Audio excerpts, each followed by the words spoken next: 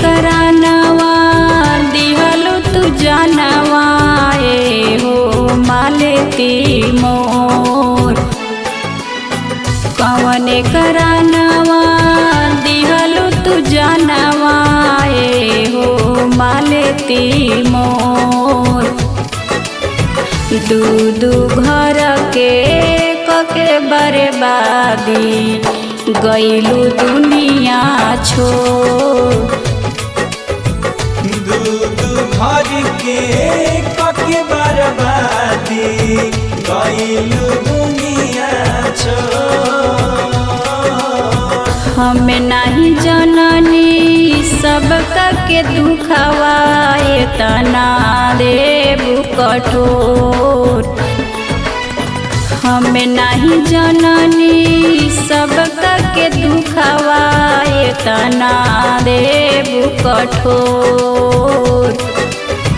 दू घर के कके बर्बादी गईलू दुनिया छोड़। दू घर के कके बर्बादी गईलू दुनिया छोड़।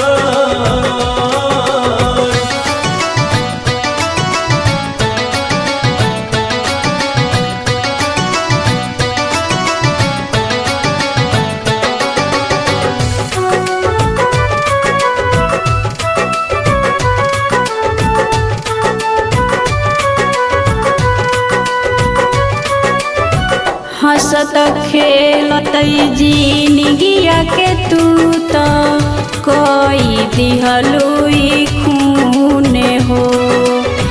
तोहरा बिना सुन दिलवा के कतहु न मिली सकून हो।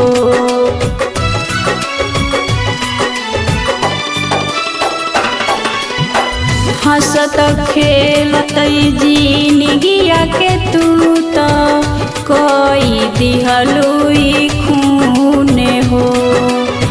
तोहरा बिना सुन दिलवा के कतहु न मिली सकून हो। माने न मानवा झर झर झरे आँखिया से लोर। माने न मानवा झर झर गिरे आँखिया से लोर। दू घर के कके बर्बादी गईलू दुनिया छोड़।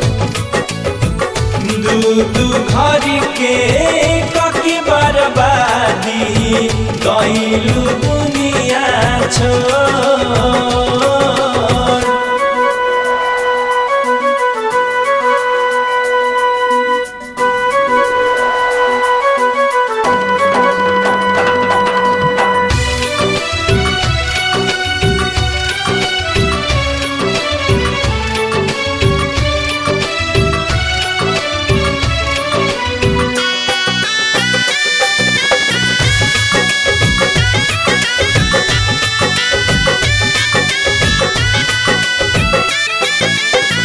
कैसे जियबे हमें जियल जाई बहुते सताई याद हो। अपने तू जीवन अपने ही हाथे कोई दिलु बर्बाद हो।